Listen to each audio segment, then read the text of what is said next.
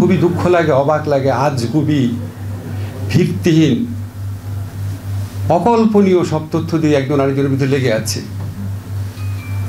আমরা কোথায় পৌঁছাবো তাহলে? এই ভয়টা লাগে, নিজের জন্য ভয় লাগে না? মানে আবার কি আমাদের বেহাত হবে বিপ্লব, আবার কি বেহাত হবে গণঅভ্যুত্থান? আমাদের শত্রুদেরকে আমরা যথেষ্ট চিনাতে পেরেছি, কেন এখন কেউ কেউ বলার সাহস পায় যে ফ্যাসিস্টের যারা দোসর আছে যে তখন কি ভালো ছিলাম না, তখন কি ভালো ছিলাম না, কেন এখনও তারা জাস্টিফাই করার সাহস পায়? কেন তারা এখনও কোথাও কোথাও মিছিল করার সাহস পায়? কেন মাঝে মাঝে তারা দু একটা কথাও বলার সাহস পায়? আমাদের অনৈক্যের জন্য। আমি অনেক কিছুর আমাকে মানুষ বলে, আপনার সঙ্গে এটা বলছে, উত্তর দেন।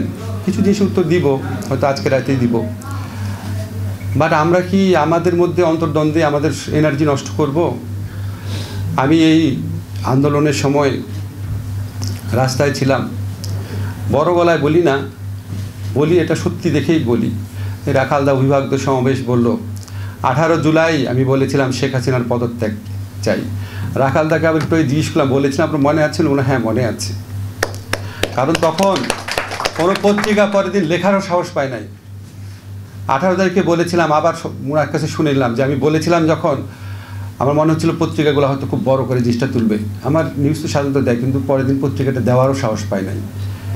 এটার মানে এইটা না যে পত্রিকা রোল রাখে না। এখানে শফিক অত্যন্ত কারেক্টলি বলেছে, আমাদের এই আন্দোলনে বিশেষ করে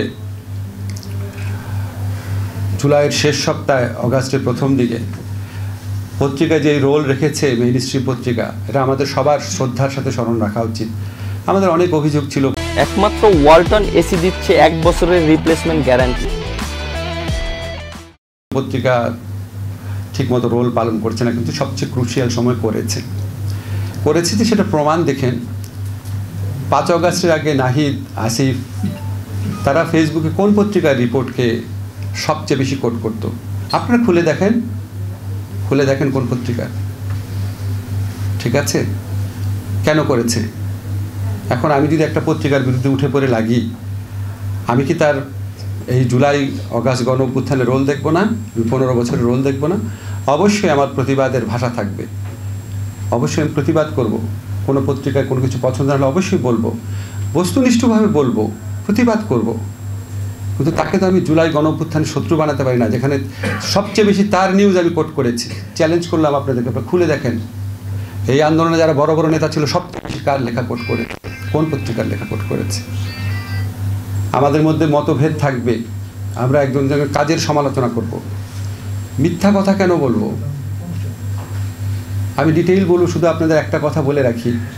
একটা ভিডিওতে নাকি দাবি করা হয়েছে 3-4 তারিখে রাতে আমি ক্যান্টনমেন্টে ছিলাম, আর্মি অফিসারদের সাথে নিয়ে, ভারতের দালালদের নিয়ে আমি মিটিং করেছি। আমি অবাক হয়ে যাই, মানুষের কল্পনারও তো একটা সীমা থাকা উচিত। 3 তারিখে মাহবুব মোর্শেদের সাথে শহীদ মিনারে সমাবেশ করার পর রাত 9টা পর্যন্ত ছিলাম, বাসায় গিয়েছিলাম। তারপরে অধ্যাপক মোস্তফা মামুন ঢাকা ইউনিভার্সিটি ফুলার রোডের 19 নম্বর বিল্ডিংয়ে দোতলা ডান দিকে থাকেন, তার বাসায় রাত্রে থেকেছি। শুনেছি আমাকে মেরে ফেলবে অথবা গ্রেফতার করবে। 4 তারিখের রাতে সন্ধ্যার পরে অনলাইন অ্যাক্টিভিস্ট যারা ছিল তাদের সাথে একটা প্রোগ্রামে অংশ নেই, সেটার অডিও আপনারা অনেকে শুনেছেন, যেখানে আমি বলছিলাম আমাদেরকে মেরে ফেলতে পারে, আমাদেরকে সবাই বলছে পালিয়ে যেতে। রাতে 9টা, 9:30, 10টা পর্যন্ত। তারপর আবার ওই মোস্তফা মামুন বললাম না, নাম উল্লেখ করে বললাম, ট্রিপল-ই টিচার, প্রফেসর, আবার তার বাসায় ছিলাম। এখন বলেন আপনি, সব কিছু তো সীমা আছে। এখন আমরা যদি বলে আসিফ নজরুল আসলে চোখ হলো 5টা, এরকম প্রতিবাদ করে মানুষ, ভাই আমার চোখ 5টা কেন? সব কিছু তো সীমা আছে একটা। মানে তখন আমাকে যখন কেউ বলে ভাই এটা আপনি একটু ক্লিয়ার করেন, কি ক্লিয়ার করব? এখন যদি আমি বলি রাশেদ, আমার ধারণা তুমি আসলে মেয়ে, ওকে প্রতিবাদ করবো, বলে স্যার আপনি পাগল নাকি, কি বলেন এগুলি কথা? আমি যদি রাখালদাকে বলি, রাখালদা আমি একটা জায়গায় শুনলাম আপনার বয়স আসলে, বলেন মানে আপনি তো সত্যের কাছাকাছি থাকলেও মানুষ প্রতিবাদ করবে। আজগুবিতার তো সীমা থাকা দরকার।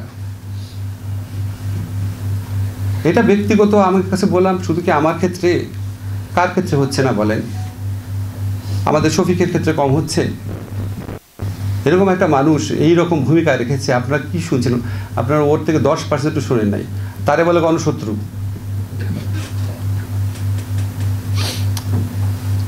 সব কিছুর সীমা থাকা দরকার। তাহলে আপনি কার পারপাস সার্ভ করছেন?